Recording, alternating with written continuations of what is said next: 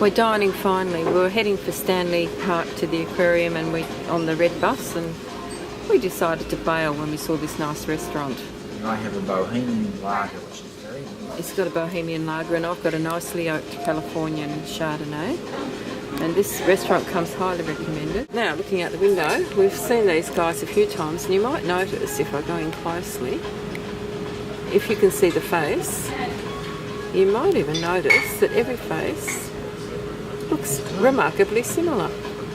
The man who, the sculptor, calls them laughing, no, not laughing, what is it?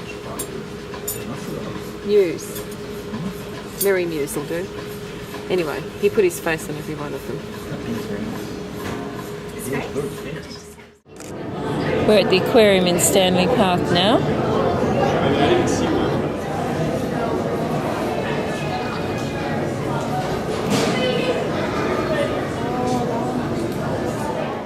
Look at his beard. Hi, little otter. He's just by himself. No, I'm my favorite one there.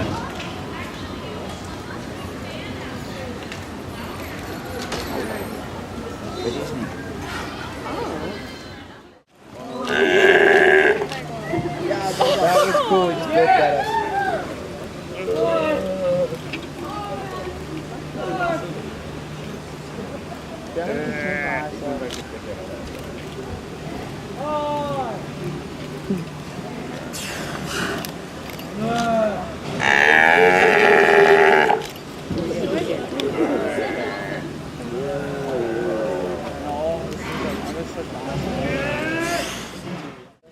Where's the other one? Where'd he go? There he is. He's going to come up. Oh, this guy goes.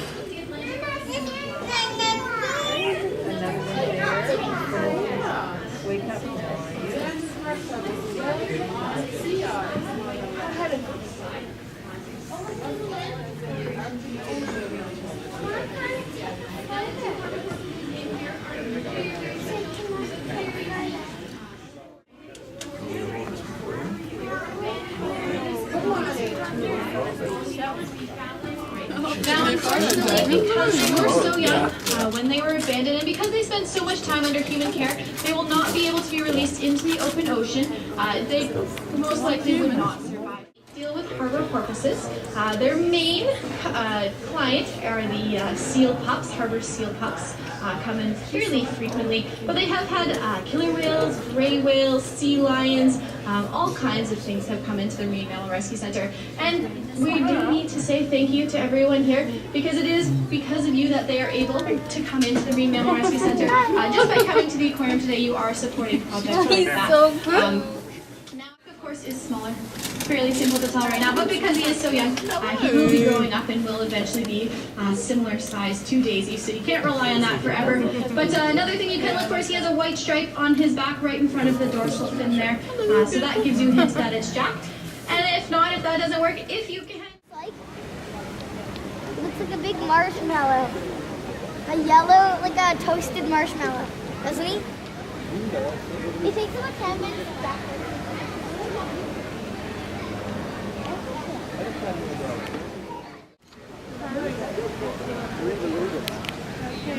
The Lugas.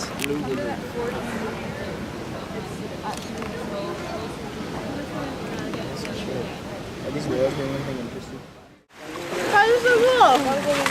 Here, hold it. Look at these guys. Oh, no way. They're getting ready to be fed. It's fun, guys. Hey, that one reminds me of us. Oh, here it goes. They know. God, they like know what time it is. They're hungry.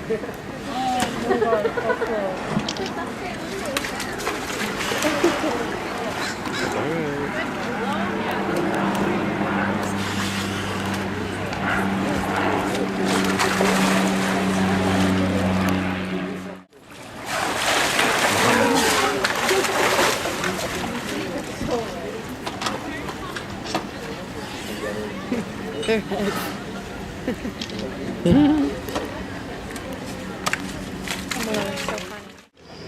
And at the far side of the habitat, we have Danielle.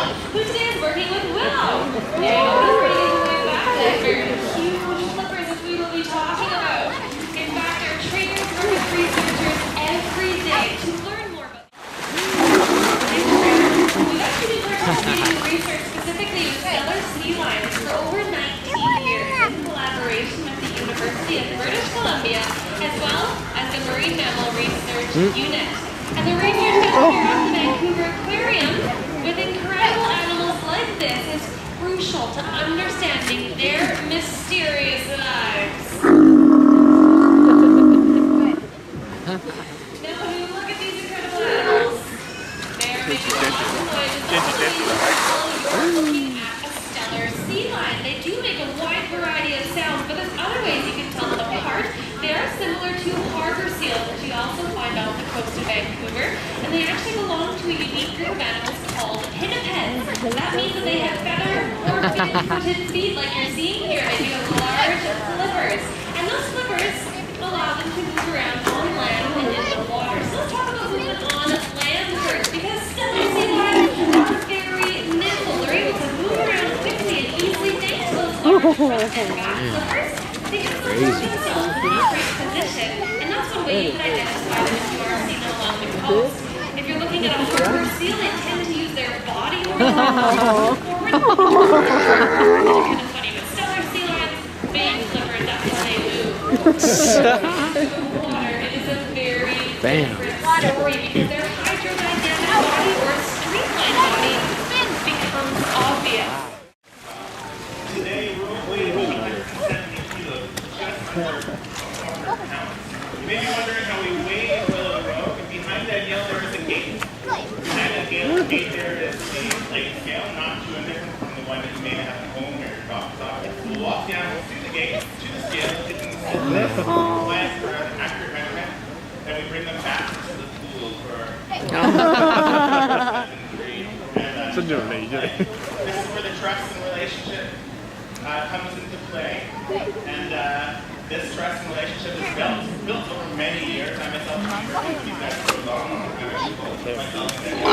I've been working these guys with their pups, and this is built through positive reinforcement, social interaction, and consistent care. And without this trust and